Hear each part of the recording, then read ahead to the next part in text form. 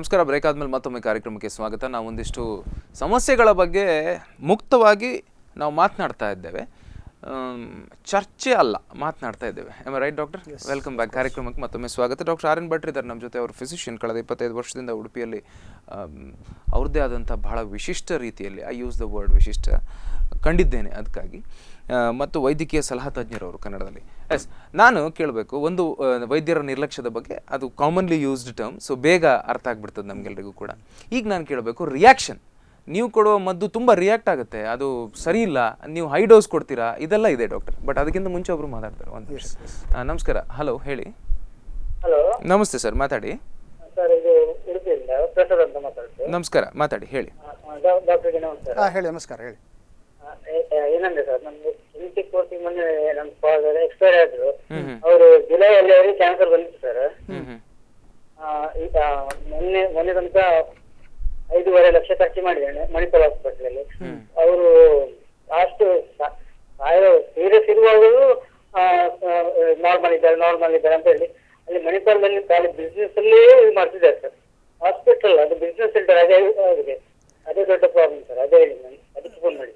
ಅಲ್ಲ, ನೀವು ನಿಮ್ಮ ವಿಷಯವನ್ನು ಕರೆಕ್ಟಾಗಿ ನಾವು ವಿಶ್ಲೇಷಣೆ ಮಾಡಬೇಕಂತ ಹೇಳಿದರೆ, ಇನ್ಸ್ಟಿಟ್ಯೂಷನಲ್ಲಿ ಟ್ರೀಟ್ಮೆಂಟ್ ಮಾಡುವಾಗ ಅವರು ರೋಗಿಯ ಇಕಾನಮಿಕ್ ಸಿಚುವೇಶನ್ ಅದ್ರ ಬಗ್ಗೆ ಜಾಸ್ತಿ ಇದು ಮಾಡುವಂಥದ್ದಿಲ್ಲ. ಯಾಕಂದರೆ they are bound by certain evidence based medicine ಅಂತ ಹೇಳ್ತೇವೆ ನಾವು. ಅಂತೇಳಿ ಎವಿಡೆನ್ಸ್ ಬೇಸ್ಡ್ ಅಂದರೆ ರೋಗಿಗೆ ಉಳಿಸ್ಲಿಕ್ಕೆ ಎಷ್ಟು ಸಾಧ್ಯ ಆಗ್ತದೆ ಅದು ಮಾಡ್ತಾರೆ. ಅವರು ಎಕ್ಸ್ಪ್ಲೇನ್ ಮಾಡಲಿಕ್ಕೆ ಖಾಸಗಿ ವೃತ್ತಿಗೂ ಇನ್ಸ್ಟಿಟ್ಯೂಷನ್ ಡಿಫರೆನ್ಸ್ ಇದೇ ಇರೋದು. ನೀವು ಖಾಸಗಿ ವೃತ್ತಿಯಲ್ಲಿ ಹೌದು ಏನಂದ್ರೆ ಆಪರೇಷನ್ ಆದ ನಂತರ ಅವರದ್ದು ಏನೋ ಒಂದು ಶ್ವಾಸಕೋಶದ್ದು ನರ ಕಟ್ಟಾಗಿದೆ, ನೀವು ಬಾಯಲ್ಲಿ ಕೊಡಬಾರ್ದು ಅಂತ ಹೇಳಿಲ್ಲ ಅವರು. ಟ್ಯೂಬಲ್ಲಿ ಕೊಡ್ಬೇಕಂತ ಅವ್ರು. ಮತ್ತೆ ನಾವು ಹಾಸ್ಪಿಟಲ್ಗೆ ಹೋದ್ಮೇಲೆ ನೀವು ಬಾಯಲ್ಲಿ ಹಾಕಿ ಕೊಡ್ತಾರೆ, ಟ್ಯೂಬಲ್ಲಿ ಕೊಡ್ಬೇಕು. ನಮ್ಗೆ ಕ್ವಶನ್ ಮಾಡ್ತಾರೆ. ನಮ್ಗೆ ಅವರು ಗೈಡ್ಲೈನ್ಸ್ ಕೊಡ್ತಿದ್ರು, ಫಾದರ್ಗೆ ನಿಮೋನಿಯಾ ಬಂತು, ಹಾರ್ಟ್ ಅಟ್ಯಾಕ್ ಆಯ್ತು ಅಂತ ಹೇಳ್ತಿದ್ದಾರೆ. ಬೇರೆ ಬೇರೆ ಏನೇನೋ ಪ್ರಾಬ್ಲಮ್ ಹೇಳ್ತಿದ್ದಾರೆ. ಅಂದ್ರೆ ಅವರು ಬಿಲ್ಲಿಂಗ್ ಆಗೋದಂತ ಕಾಯ್ತಿದ್ರು. 5.5 ಲಕ್ಷ ಖರ್ಚು ಮಾಡಿ ನಾವು ಇದೆಲ್ಲ ನಾನು ಹೇಳಿದ, ನಾನು ಇದಕ್ಕಿಂತ ಮುಂಚೆ ಹೇಳಿದಾಗ ಇಂಥ ಪ್ರಾಬ್ಲಮ್ಗಳು ನೀವು ಹೇಳಿದಂಥ ತುಂಬ ಪ್ರಾಬ್ಲಮ್ಗಳು ನಮ್ಮ ಪ್ರೊಫೆಷನಲ್ಲಿ ಇದ್ದಾವೆ. ನಾನು ಹೇಳ್ತೇನೆ ಅದಕ್ಕೆ ಒಂದು ರೀತಿಯ ಒಂದು ಸಮಿತಿ ಅಥವಾ ಕಮಿಟಿ ಅಥವಾ ಅದೊಂದು ನೆಗ್ಲಿಜೆನ್ಸ್ ಆಗಿದೆ ಇಲ್ವಾ ಅಂತೇಳಿ ರೆಡ್ರೆಸಲ್ ಫೋರಮ್ ಇದೆ. ಅದರ ಮುಖಾಂತರ ಮಾಡಿಕೊಂಡು ಕಾಂಪೆನ್ಸೇಷನ್ ಪಡೆದುಕೊಳ್ಳುವಂಥ ಒಂದು ನಾವು ಅಲ್ಲಿ ಎಷ್ಟು ರಿಕ್ವೆಸ್ಟ್ ಮಾಡಿ ಎಮರ್ಜೆನ್ಸಿ ಲಾಸ್ಟ್ ಅವ್ರು ಸಾಯುವ ಮುಂಚೆ ನಾವು ರಿಕ್ವೆಸ್ಟ್ ಮಾಡಿ ನಾವು ಅದು ICU ಅಲ್ಲಿ ಒಂದ್ಸಲ ಅವರನ್ನು ನೋಡ್ತೇವೆ ಅಂತ, ಆದ್ರೂ ಬಿಡುದಿಲ್ಲ ಸರ್. ಅಷ್ಟು ಪ್ರಾಬ್ಲಮ್ ಅಲ್ಲಿ ಮಣಿಪಾಲದಲ್ಲಿ. ಇಲ್ಲ, ಅದೊಂದು ಸ್ಪೆಸಿಫಿಕ್ ಇನ್ಸ್ಟಿಟ್ಯೂಷನ್ಗೆಲ್ಲ ಇದೊಂದು ಸಿಸ್ಟಮ್ ಇದ್ದು ಪ್ರಾಬ್ಲಮ್ ಅದು. ಯಾವಾಗಂದ್ರೆ ಇನ್ಸ್ಟಿಟ್ಯೂಷನಲ್ಲಿ ನಾನು ಒಂದು ಹೇಳ್ತೇನೆ ಇವರೇ, ನಾನು ಡ್ಯೂ ರೆಸ್ಪೆಕ್ಟ್ ಟು ಯು, ಒಂದು ಇನ್ಸ್ಟಿಟ್ಯೂಷನಲ್ಲಿ ಹೊರಗಿನ ರೋಗಿಯನ್ನು ICUಗೆ ಬಿಟ್ಟರೆ there is something called serious infections in the ICU. ಅದಕ್ಕೋಸ್ಕರ ದೇ ಹ್ಯಾವ್ ಬ್ಲಾಂಕೆಟ್ ರೂಲ್ಸ್. ಯಾರನ್ನು ಈಗ ನಾನು ಡಾಕ್ಟರ್ ಆದರೂ ಕೂಡ ನನ್ನ ತಂದೆ ಅಥವಾ ನನ್ನ ಸಂಬಂಧದವ್ರು ಒಳಗಿದ್ರೆ ನನ್ನನ್ನು ಅವ್ರು ಒಳಗೆ ಬಿಡುವುದಿಲ್ಲ. Because they are controlled by ಒಂದು professional body. Regarding the heart attack ಆದ್ರೆ, ಹೌದು, ಹಾರ್ಟ್ ಅಟ್ಯಾಕ್ ಆಯ್ತು ಅವರಿಗೆ ಆ ದಿವಸ ರಾತ್ರಿ. ಹೌದು, ಇನ್ನೊಂದ್ಸಲ ಹಾರ್ಟ್ ಅಟ್ಯಾಕ್ ಆದ್ರೆ ಏನ್ ಮಾಡ್ಲಿಕ್ಕೆ ಆಗುದಿಲ್ಲ ಅಂತ ಹೇಳಿದ್ರು. ಆಗ ಅವ್ರು ಹೇಳ್ಬೋದು ಸರ್, ಲಾಸ್ಟ್ ಅವರಿಗೆ ನಾನು ಮೊದಲೇ ಹೇಳಿದ್ದೇನೆ, ಡಾಕ್ಟರ್ಸ್ ಬೇಡ ಬೇಡ ಒಳಗೆ ಬಿಡುದಿಲ್ಲ ಹಾಗೆಲ್ಲ ಹೇಳ್ತಿದ್ದಾರೆ. ಮಣಿಪಾಲದಲ್ಲಿ ಅದನ್ನು ಕಂಡೀಷನ್ ಸರಿ ಮಾಡ್ಲಿಕ್ಕೆ ಸಾಧ್ಯವೇ ಇಲ್ಲ ಸರ್. ಇಲ್ಲ, ಸಾಧ್ಯ ಇಲ್ಲ. ಎಲ್ಲೆಲ್ಲ ಬ್ರಹ್ಮನಿಂದ ಎಲ್ಲಿ ಯಾವ ಇನ್ಸ್ಟಿಟ್ಯೂಷನ್ ಕೂಡ ಬೇಕು, ಮಣಿಪಾಲ ಇರಲಿ ಅಮೆರಿಕಾ ಇರಲಿ, ಒಂದು ವೇಳೆ ವ್ಯಕ್ತಿಗೆ ರಿಪೀಟೆಡ್ ಹಾರ್ಟ್ ಅಟ್ಯಾಕ್ ಆಯಿತು, ಹಾರ್ಟ್ ಅಟ್ಯಾಕ್ ಆದಾಗ ಇಮಿಡಿಯೇಟ್ ಕಾಂಪ್ಲಿಕೇಶನ್ ಆದರೆ ಅವನು ICU ಇರ್ಬೋದು ಅಥವಾ ಯಾವುದೇ ರೀತಿಯಲ್ಲಿ ಡಾಕ್ಟರ್ ಕೈಯಲ್ಲಿದ್ರು ಕೂಡ ಸಾಯ್ತಾರೆ. ನಿಮ್ಮ ಅಥವಾ ನಮ್ಮ ಪ್ರಕಾರ ಅಲ್ಲ, ಒಂದು ವಿಷಯ ಹೇಳ್ತೇನೆ ನಾನು, ನೋಡ್ಲಿಕ್ಕೆ ಅವ್ರದ್ದು ಮಾತಾಡಿದ ಒಂದು ಆಸೆ ಇರ್ತದೆ ಸರ್. ಅದನ್ನು ಬಿಡ್ಲಿಲ್ಲ ನಮಗೆ. ಅಷ್ಟು ಮೆಡಿಟೇಷನ್ ಮಾಡಿದ್ದಾರೆ. ಸತ್ತ ಮೇಲೆ 4 ಗಂಟೆ ಸತ್ತು ನೀವು ಏನ್ ಮಾಡ್ತೀರಾ ಅಂತ ಕೇಳ್ತಿದ್ದಾರೆ. ಎಷ್ಟು ನಮ್ಗೆ ಹಣ 5.5 ಲಕ್ಷ ಹೋದ್ರೆ ಹೋಗಿಲ್ಲ. ಒಂದು ಲಾಸ್ಟ್ ಟೈಮಲ್ಲಿ ಅವರು ಒಂದು ಎಂತ ಹೇಳೋ ಆಸೆ ಇರ್ತದೆ ಸರ್. ನಿಮ್ಮ ಪ್ರಾಬ್ಲಮ್ ನಮ್ಗೆ ಅರ್ಥ ಆಗಿ ನಾನು ಅರ್ಥ ಆಗಲಿಲ್ಲ ಅಂತ ಹೇಳಿಲ್ಲ. ಅದನ್ನು ಆ ಪ್ರಾಬ್ಲಮನ್ನು ಹ್ಯಾಂಡಲ್ ಮಾಡೋದು ಇನ್ಸ್ಟಿಟ್ಯೂಷನಲ್ಲಿ ಮೆಕ್ಯಾನಿಸಮ್ಸು ಬೇರೆಯೇ ಇದ್ದಾವೆ.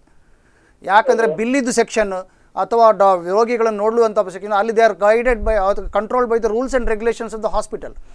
ಈ ಪ್ರಾಬ್ಲಮ್ಗಳನ್ನು ಹೌದು, ಒಂದು ಪೇಷಂಟ್ ಪಾರ್ಟಿ ಲಾಸ್ಟ್ ಟೈಮ್ ಆದ್ರೂ ಬಿಡ್ಬೇಕಲ್ಲ ಸರ್. ನಮ್ಗಂತಲ್ಲ, ಅಲ್ಲಿ ನಾನು ICU ಅಲ್ಲಿ ಒಟ್ಟು 14 days ಅಲ್ಲಿ ಇದ್ದೆ. ICU ಅಲ್ಲಿ ಯಾರಿಗೂ ಹಾಗೆ ಹೆಣ ಖಾಲಿ ICU ಹೆಣ ಹೊರಗೆ ಬರ್ತದೆ, ನಮ್ಗೆ ನೋಡ್ಲಿಕ್ಕಿಲ್ಲ ಅಷ್ಟೇ. ಎಸ್ ಓಕೆ ಓಕೆ ಪ್ರಸಾದ್ ಅವರೇ ಥ್ಯಾಂಕ್ ಯು. ಅಲ್ಲ ಈಗ ಕೆಲವೊಮ್ಮೆ ಏನಾಗುತ್ತೆ ಡಾಕ್ಟರ್, ನಾನು ಪ್ರಾಬಬ್ಲಿ ಅವರ ಮಾತನ್ನ ಈ ತರ ಅರ್ಥ ಮಾಡ್ಕೊಂಡಿದ್ದೇನೆ.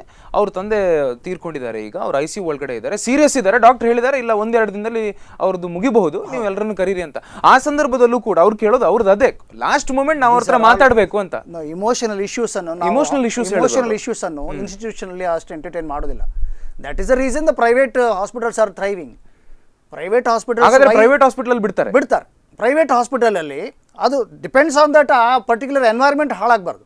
ನಿಮ್ಮನ್ನು ಪ್ರೈವೇಟ್ ಹಾಸ್ಪಿಟಲ್ ಕೂಡ ICU ಅದು ಕೂಡ ಡೂ ಇಟ್ ಸಿಲೆಕ್ಟಿವ್ಲಿ.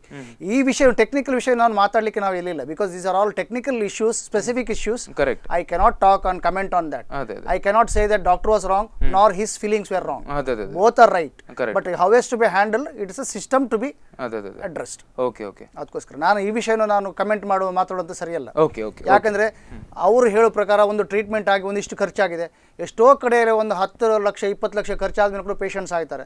ಅಂಡ್ ಡಾಕ್ಟ್ರಿಗೆ ಮೊದಲು ಹೇಳ್ಬೋದಿತ್ತಲ್ಲ, ನಾವು ಇಷ್ಟು ಖರ್ಚು ಮಾಡೋದು ಬೇಡ ಅಂತ ಹೇಳ್ತಾರೆ. These are all sensitive emotional issues which cannot be address. ನಾನು ಅದೇ ರಿಯಾಕ್ಷನ್ ಬರೋದಕ್ಕಿಂತ my individual view point I cannot give ಕೊಡೋದಕ್ಕಾಗೋದಿಲ್ಲ. ಓಕೆ. ಅಲ್ಲ, ನಾನು ರಿಯಾಕ್ಷನ್ ಪ್ರಶ್ನೆಗೆ ಬರೋದಕ್ಕಿಂತ ಮುಂಚೆ ಅದಕ್ಕೆ ಬರ್ತೇನೆ. ನಾವೀಗ ಆಲ್ರೆಡಿ 10-15 ಲಕ್ಷ ರೂಪಾಯಿ ಖರ್ಚು ಮಾಡಾಯ್ತು, ಡಾಕ್ಟ್ರಿಗೆ ಗೊತ್ತಿದ್ದಿದ್ರೆ ಅವ್ರು ಮೊದಲೇ ಹೇಳ್ಬೋದಾಗಿತ್ತಲ್ಲ ಅಂತ. ಅಲ್ಲ, ಆ ಹೊತ್ತಲ್ಲಿ ಅವ್ರು ಸ್ಟೇಟ್ಮೆಂಟ್ ಅನ್ನು ಕೊಡುವಂತ ಹೊತ್ತಲ್ಲಿ ಅವ್ರು ಇಮೋಷನಲಿ ತುಂಬಾ ಹರ್ಟ್ ಆಗಿರ್ತಾರೆ. ಆದ್ರಿಂದ ನಾವು we have to respect the feelings of the patient party and we have to respect the institutional norms also. ನಾವೀಗ ಅವರು ಈಗ ಡಾಕ್ಟರ್ ಅದನ್ನು ಡೆಲಿಬ್ರೇಟ್ಲಿ ನಿಮಗೆ ಗೊತ್ತಿದ್ದು ಕೂಡ ಅವ್ರು ಮಾಡಲಿಲ್ಲ ಅಂತ ಹೇಳಿ, institutional working mechanisms like that. So ಅದನ್ನು ನಾವು ಅದ್ರ ಬಗ್ಗೆ ನಾವು ಡಿಸ್ಕಸ್ ಮಾಡೋದಿಲ್ಲ. ನಾವು ಕಮ್ ಟು ನೀವು ರಿಯಾಕ್ಷನ್ ಅಲ್ಲಿ ಪೇಷಂಟ್ ಸತ್ತೋಯ್ತು, ಕರೆಕ್ಟ್, ಹೌದು, ಅಥವಾ ನೀವು ಒಂದು ಪೋಸ್ಟ್ ಆಪರೇಟಿವ್ ಇನ್ಫೆಕ್ಷನ್ ನೀವು ಮೊದಲೇ ಹೇಳಿಲ್ಲ. ನಾನು ಮೊದಲೇ ಹೇಳಿದ್ದೇನೆ, doctors are not divine souls to predict that what outcomes can come. ಅಲ್ಲ, ಈಗ ರಿಯಾಕ್ಷನ್ ಆಗುತ್ತೆ ಅಂತ ಗೊತ್ತಿರಲ್ವಾ? Avinash, I will give you one example. ನಾವು ಒಂದು ಪೆನಿಸಿಲಿನ್ ಅಥವಾ ಕೆಲವು ಮೆಡಿಸಿನ್ ಕೊಡಬೇಕಾದ್ರೆ ಟೆಸ್ಟ್ ಡೋಸ್ ಕೊಡಬೇಕು. ಟೆಸ್ಟ್ ಡೋಸ್ ಕೊಟ್ಟು ಅದು ರಿಯಾಕ್ಷನ್ ಆಗದಿದ್ದರೆ we have to give injection. ಒಂದು ವೇಳೆ ಟೆಸ್ಟ್ ಡೋಸಿಗೆ ರಿಯಾಕ್ಷನ್ ಆದರೆ ನಾವು ಕೊಡಬಾರ್ದು. ಅಪರೂಪದಲ್ಲಿ ಟೆಸ್ಟ್ ಡೋಸಿಗೆ ರಿಯಾಕ್ಷನ್ ಆಗಿ ಪೇಷಂಟ್ ಸತ್ತ ಇನ್ಸಿಡೆನ್ಸ್ ಇದೆ. ಆಗ ನೀವು ವೈದ್ಯರಿಗೆ ಯಾಕೆ ದೂರ್ತೀರಿ ನೀವು? ನನ್ನ ಪಾಯಿಂಟ್, ನಾವು ಟೆಕ್ನಿಕಲ್ ಪ್ರಾಬ್ಲಮ್ ಮಾತಾಡೋದು ಇದು. ಈಗ ವೈದ್ಯರ ಇಂದು ರಿಯಾಕ್ಷನ್ ಆಗಿ ಪೇಷಂಟ್ ಸತ್ತೋಯ್ದು ಅಂತ ಹೇಳ್ಬಿಟ್ಟು ಟೆಸ್ಟ್ ಡೋಸ್ ಕೊಡುವಾಗ ಒಂದು ಪೇಷಂಟಿಗೆ ರಿಯಾಕ್ಷನ್ ಆಗಿ ಪೇಷಂಟ್ ಸತ್ತೋದ್ರೆ, ಸಡನ್ ಡೆತ್ ಸಿಂಡ್ರೋಮ್ ಆಗಿಬಿಟ್ರೆ, ಅಥವಾ ಒಂದು ಸುಪ್ತವಾದ ಕಾಯಿಲೆ ಇದ್ದದ್ದು ಪೇಷಂಟಿಗೆ ಆ ಟೈಮಲ್ಲಿ ಏನಾದರೂ ಕಾಂಪ್ಲಿಕೇಶನ್ ಆಗಿ ಅಂತಂದಾದರೆ ವೈದ್ಯರು ನಿರ್ಲಕ್ಷ್ಯ ಮಾಡಿದ್ದಕ್ಕೆ ಹೇಗಾಗ್ತದೆ? ಈಗ ನಿರ್ಲಕ್ಷ್ಯ ಮಾಡಬೇಕಾದ್ರೆ deliberate attempt should be there. ಈಗ ಈ ಒಂದು ದೊಡ್ಡ institution doctors are working at the control of department is control of the hospital superintendent with the managing director. It has got system is there. ಪ್ರೈವೇಟಲ್ಲಿ ಹಾಗಲ್ಲ. ಈಗ ಅಲ್ಲಿ ಇವರಿದ್ರೆ ವೈಕೇರಿಯಸ್ ರೆಸ್ಪಾನ್ಸಿಬಿಲಿಟಿ ಅಂತ ಹೇಳ್ತೇವೆ. ಪೆರಿಫೆರಲ್ ಮೋಸ್ಟ್ ಡಾಕ್ಟರ್ ಅಂತ ಮಾಡಿದ್ರು, ತಪ್ಪು ಮಾಡಿದ್ರು, head of the department will responsible ಆಗಿಲೇ ಇರುತ್ತೆ. ಅದಕ್ಕೆಲ್ಲ ಒಂದು ಫೋರಮ್ ಇದೆ, ಸಮಿತಿ ಇದೆ, ಅಲ್ಲಿ ನೀವು ನಿಮ್ಮ ಪ್ರಾಬ್ಲಮ್ ಹೇಳ್ಕೊಳ್ಬೋದು. I cannot give a judgement on whether the doctor has done wrong or what these people have understood wrong. There is every angle ಅಲ್ಲಿ ಪರ್ಸೆಪ್ಷನ್ ಒಂದಿದೆ ತಪ್ಪತ್ತೆ. ಈಗ ಕ್ಯಾನ್ಸರ್ ಆದ ಪೇಷಂಟ್ ನೀವು ಎಷ್ಟು ಖರ್ಚಾದ್ರೂ ಅಡ್ಡಿಲ್ಲ ಮಾಡಿ ಡಾಕ್ಟರ್ ಅಂತ ಹೇಳ್ತಾರೆ. ಅಲ್ಲ, ಈಗ ನಾನು ಪೇಷಂಟ್ ತಿಳ್ಕೊಳ್ದೇನು, ಎಷ್ಟು ಖರ್ಚು ಮಾಡಿದ್ರು ಪೇಷಂಟ್ ಉಳಿತಾರೆ. ಡಾಕ್ಟರ್ಸ್ ಏನ್ ಮಾಡ್ತಾರೆ, ಹೌದು 100ರಲ್ಲಿ ಒಂದು 50% ಉಳಿತಾರೆ ಅಂತ ಹೇಳ್ಬಿಟ್ಟು ಕಂಟಿನ್ಯೂ ಮಾಡ್ತಾರೆ ಟ್ರೀಟ್ಮೆಂಟ್ ಕಟ್ಬೇಕು. 50% ನೆಗೆಟಿವ್ ಸೈಡ್ ಅಲ್ಲಿ ಹೋಗ್ಬಿಟ್ಟು ಪೇಷಂಟ್ ಸತ್ತು ಹೋಗ್ತದೆ. You cannot blame the doctor. ನೀವು ಮೊದಲೇ ಹೇಳ್ಬೋದು, ಪ್ರತಿ ಕೇಸಿಗೂ ಆಪರೇಷನಿಗೂ there is something called morbidity, mortality ಮತ್ತು ಸಕ್ಸೆಸ್ ರೇಟ್. ಈಗ ಓಕೆ ಡಾಕ್ಟರ್, ಒಂದು ನಿಮಿಷ. ಈಗ ನಿಮ್ಮ ಮಾತನ್ನ ನಾನು ಒಂಥರದಲ್ಲಿ ಅರ್ಥ ಮಾಡ್ಕೊಂಡಿದ್ದೇನೆ, ಸರಿಯೋ ತಪ್ಪೋ ನನಗೆ ಗೊತ್ತಿಲ್ಲ. ನಾನೊಂದು ಪ್ರಶ್ನೆ ನಿಮಗೆ ಕೇಳಬೇಕು. ಏನು ಅಂತಂದ್ರೆ, ಈಗ ದ ವರ್ಡ್ ನೆಗ್ಲಿಜೆನ್ಸ್ ಅಂತಂದ್ರೆ, ಫಾರ್ ಎಕ್ಸಾಂಪಲ್ ನನಗೆ ನಿಮ್ಮ ಹತ್ರ ಮಾತಾಡೋದಕ್ಕೆ ಇಷ್ಟ ಇಲ್ಲ, ಸೊ ನಾನು ನಿಮ್ಮನ್ನು ನೆಗ್ಲೆಕ್ಟ್ ಮಾಡ್ತೇನೆ. Am I right? ಇದು ನೆಗ್ಲಿಜೆನ್ಸ್. ಈಗ ವೈದ್ಯರು ನಿರ್ಲಕ್ಷ್ಯ ಮಾಡೋದೇ ಇಲ್ವಾ ಹಾಗಾದ್ರೆ ಅಂತ? ನಿರ್ಲಕ್ಷ್ಯ ಆಗ್ತದೆ, act of commission and act of omission ಆಗ್ತದೆ. For that there is a forum. ನಾನು ಹೇಳೋದು ಒಂದು ರಿಡ್ರೆಸಲ್ ಫೋರಮ್ ಇದೆ. ಬಟ್ ಈಗ ನಮ್ಮ ಹತ್ತಿರದವರು ಯಾರು ನಿರ್ಲಕ್ಷ್ಯ ಆಗುದಂತ ಈಗ ನೋಡಿ, ಒಂದು ಪಾಲಿಸಿ ಮೇಕರ್ ನಿರ್ಲಕ್ಷ್ಯದಿಂದ ಎಷ್ಟೋ ಲಾಸ್ ಆಗೋದಿಲ್ಲ. ಅಥವಾ ಒಬ್ಬ ಎಂಜಿನಿಯರ್ ಮಾಡಿದ ಒಂದು ತಪ್ಪಿನ ಒಂದು ಯಾವುದೋ ಒಂದು ಇದೊಂದು ಬಿಲ್ಡಿಂಗ್ ಕನ್ಸ್ಟ್ರಕ್ಷನ್ ತಪ್ಪು ಮಾಡಿದಾಗ ಫಾಲ್ಟಿ ಮೆಟೀರಿಯಲ್ ಎಷ್ಟು ಕಡೆ ಬಿಲ್ಡಿಂಗ್ ಕೊಲ್ಯಾಪ್ಸ್ ಆಗಲಿಲ್ಲ, ನಿರ್ಲಕ್ಷ್ಯ ಆಗೋದಿಲ್ಲ. There is a forum, proper way to handle that. I am telling you today's this thing, we cannot attack doctors without confirming what has happened and tarnish his image. ಹಾಗಾದ್ರೆ serious ಆಗಿ ಒಂದು ಸಮಸ್ಯೆ ಆಗಿದೆ, ಸಮಸ್ಯೆ ಹೇಗಾಗಿದೆ, ಎಲ್ಲಿಂದ ಆಗಿದೆ, ಅದ್ರ ಬಗ್ಗೆ ಆದ್ರೆ ಒಂದಿಲ್ಲಿ ಏನ್ ಪ್ರಾಬ್ಲಮ್ ಅಂತಂದ್ರೆ, ಇಲ್ಲಿ ನಮ್ಮವರು ಅಥವಾ ನಮ್ಮವರು ನಮ್ಗೆ ಏನೋ ಒಂದು ಸಮಸ್ಯೆ ಆಗಿದೆ ಅಂದ್ರೆ ನಮ್ಮ ದೇಹಕ್ಕೆ ಜೀವಕ್ಕೆ ಪ್ರಾಬ್ಲಮ್ ಆಗಿದೆ, ನಾವಾಗ ಇಮೋಷನಲಿ ತುಂಬಾ ವೀಕ್ ಆಗಿರ್ತದೆ. ಈಗ ನನ್ನದೇ ಒಬ್ಬ ನನ್ನೊಬ್ಬ ರಿಲೇಷನ್ ಒಬ್ರು ಏನಾದ್ರು ಪ್ರಾಬ್ಲಮ್ ಆದರೆ ನನಗೂ ಅನಿಸುತ್ತೆ ನಾನು ಸರಿ ಇದೆ. That is always ego which protects your always. I think that I am right. But I don't give a chance that he is also right, but he might not have done deliberately something. So it must have happened. ಆ ಥರ ಒಂದು reconciliation ಇರುವಂಥದ್ದು situation ಮೊದಲಿತ್ತು. Doctor ಮಾಡೋ ಪ್ರಯತ್ನ ಮಾಡಿದ್ದಾರೆ, patient ಸರ್ವೇ ಆಗಲಿಲ್ಲ. Because no ಬಡಿ can leave beyond 80 year 90 ಅಲ್ಲ, ಈ ತರದ ಮಾತುಗಳು ಕೇಳಿದ್ಯಾ ಡಾಕ್ಟ್ರೆ? ನೀವು ನಿಮ್ಮ ಪ್ರಯತ್ನ ಮಾಡಿದ್ದೀರಾ, ತುಂಬಾ ಥ್ಯಾಂಕ್ಸ್. ನನ್ನ ವೈದ್ಯಕೀಯ ವೃತ್ತಿಯಲ್ಲಿ ಎಷ್ಟೋ ಜನ, ಸಾವಿರಾರು ಜನ ಹೇಳಿದರು, ನಿಮ್ಮ ಪ್ರಯತ್ನ ಮಾಡಿದಿರಿ, they thank you, they will put your name in the paper for having done this things. I tell you, I have been working in mission hospital in Kalyanpur. ಎಷ್ಟು ಜನ ದೇ ಎಕ್ಸ್ಪ್ರೆಸ್ ದೇರ್ ಇದು. ಆವಾಗ ನಿಮಗೆ ಪ್ರತಿ ಡಾಕ್ಟ್ರಿಗೆ ಒಂದು ರೀತಿಯ ಧೈರ್ಯ ಬರ್ತದೆ, ಇನ್ನು ಮುಂದೆ ಹ್ಯಾಂಡಲ್ ಮಾಡುವಂಥ ಕರೇಜ್ ಬರ್ತದೆ, ಮತ್ತು ಅದೊಂದು ಹುಮ್ಮಸ್ಸು ಬರ್ತದೆ. ನೀವು ನ್ಯಾಚುರಲ್ ಕೋರ್ಸಲ್ಲಿ ಪೇಷಂಟಿಗೆ ಎಂಥ ಹೆಚ್ಚು ಕಡಿಮೆ ಆಗಿಬಿಟ್ಟು ಇದು ಮಾಡಿದಾಗ, ಪ್ರತಿ ಪೇಷಂಟ್ ಬಂದಾಗ ನಿಮ್ಮಲ್ಲಿ ಒಂಥರ ಫಿಯರ್ ಕಾಂಪ್ಲೆಕ್ಸ್ ಇರುತ್ತೆ. ಇದು ನಾನು ಹ್ಯಾಂಡಲ್ ಮಾಡಿದಾಗ ಫೇಲಿಯರ್ ಆಗ್ತದಾ? ಆ ಫಿಯರ್ ಕಾಂಪ್ಲೆಕ್ಸಲ್ಲಿ ನನ್ನ ಪರ್ಫಾರ್ಮೆನ್ಸ್, ನನ್ನ ಕೆಪಾಸಿಟಿ ವೀಕ್ ಆಗ್ತದೆ. Then what I will try? I will resort to defensive medicine. ಎಲ್ಲಾದರೂ ಬ್ರೈನ್ ಟ್ಯೂಮರ್ ಇರ್ಬೋದು, ಒಂದು CT ಸ್ಕ್ಯಾನ್ ಮಾಡು, MRI ಮಾಡು. ಎಲ್ಲಾದರೂ ಆ ರೇರ್ ಡಿಸೀಸ್ ಇರ್ಬೋದು, ಇದು ಟೆಸ್ಟ್ ಮಾಡು. ಸೊ 1,000 ರೂಪಾಯಿದಾಗ ಆಗುವ ಕೆಲಸವನ್ನು 10-20 ಸಾವಿರ ಮಾಡ್ತೇನೆ. Again I will become A victim. ಒಂದು ನಿಮಿಷ ಡಾಕ್ಟರ್. ನಮಸ್ತೆ, ಮಾತಾಡಿ ಸರ್. ಹಲೋ. ಹೇಳಿ ಸರ್. ನಮಸ್ಕಾರ ಡಾಕ್ಟರ್ ಆರ್ ಎನ್ ಭಟ್. ನಮಸ್ಕಾರ. ನಮಸ್ಕಾರ. ಮೂರ್ತಿ ಭಟ್ ಮಾತಾಡೋದು. ಹೇಳಿ. ಅವಿನಾಶ್ ಕಾಮತ್ ಹೇಳೋದು ನಿರ್ಲಕ್ಷ್ಯ ಅಂದ್ರೆ, ನೀವು ಅವರನ್ನು ನೋಡಿ ಮಾತಾಡದಿದ್ರೆ ಅದು ನಿರ್ಲಕ್ಷ್ಯ ಅಂತ ಹೇಳೋದು. he has taken it. I mean, ಅದರ ಅರ್ಥ ಅವರಿಗೆ ಸರಿ ಗೊತ್ತಾಗಲಿಲ್ಲ. ಲಿಟರಲ್ ಸೆನ್ಸ್ ತಗೊಂಡಿದ್ದಾರೆ. You are talking about negligence. Yes. He is telling they are not. He is taking the literal sense negligence. ಯಾಕೆ ನಾನು ಇದು ಲಿಟ್ರಲ್ ಕೇಳಿದೆ ಅಂತಂದ್ರೆ, ಯೂಶುವಲಿ ಪೇಷಂಟ್ಸ್ ಇದಾರಲ್ಲ, ನಿಮ್ಮಲ್ಲಿಗೆ ಬರುವಂತ patients middle class, lower class or higher class for that matter ಅಂತಾನೆ ಇಟ್ಕೊಳ್ಳಿ. ವೈದ್ಯರ ನಿರ್ಲಕ್ಷ್ಯ, ನೆಗ್ಲಿಜೆನ್ಸ್ ಅಂದ್ರೆ ಹಾಗೆ. The word negligence means that. ಹೌದೌದು. ನಾನು ಕರೆದಾಗ ಡಾಕ್ಟರ್ ಬರಲಿಲ್ಲ. ಎಕ್ಸಾಕ್ಟ್ಲಿ. ಅದೇ ನಾನು ಅದಕ್ಕೆ ಫಸ್ಟ್ ಕೇಳಿದೆ, ನೆಗ್ಲಿಜೆನ್ಸ್ ಅಂದ್ರೆ ಇದಲ್ವಾ ಡಾಕ್ಟರ್ ಅಂತ ನಾನು ಪ್ರವೇಶ. ಅದಕ್ಕೆ ನಾನು ಫಸ್ಟ್ ಕೇಳಿದ್ದು. ಇಲ್ಲಿ ಹಾಗಾದ್ರೆ ನೆಗ್ಲಿಜೆನ್ಸ್ ಈ ತರ ಅಲ್ಲ ಅಂತ ಹೇಳೋದು ನೀವು. ಎಸ್.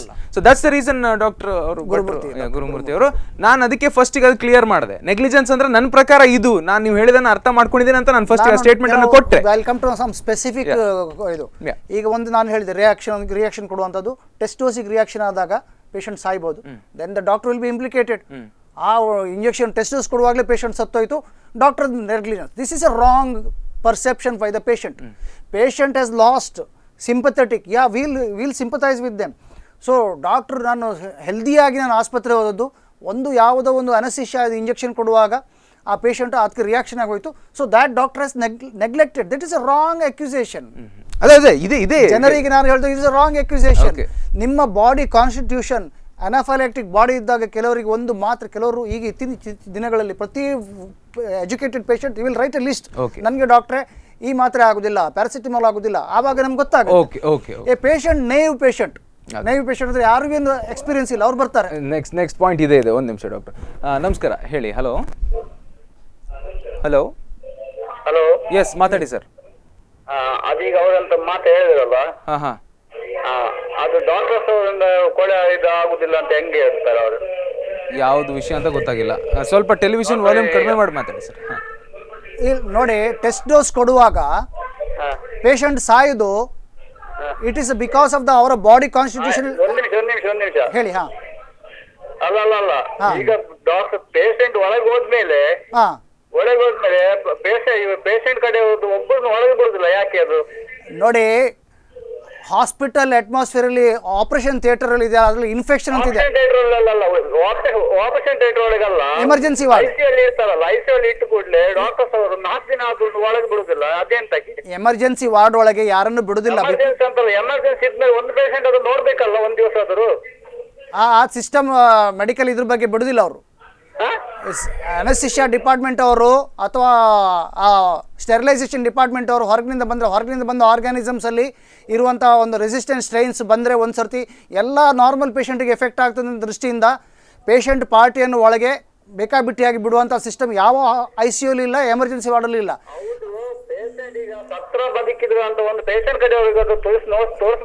ನೋಡಿ, ದ್ಯಾಟ್ ಇಸ್ ಅ ನಾನು ಹೇಳಿದಲ್ಲ, ಆ ವಿಷಯವನ್ನು ಮಾತಾಡ್ಲಿಕ್ಕೆ ಬಂದದಲ್ಲ.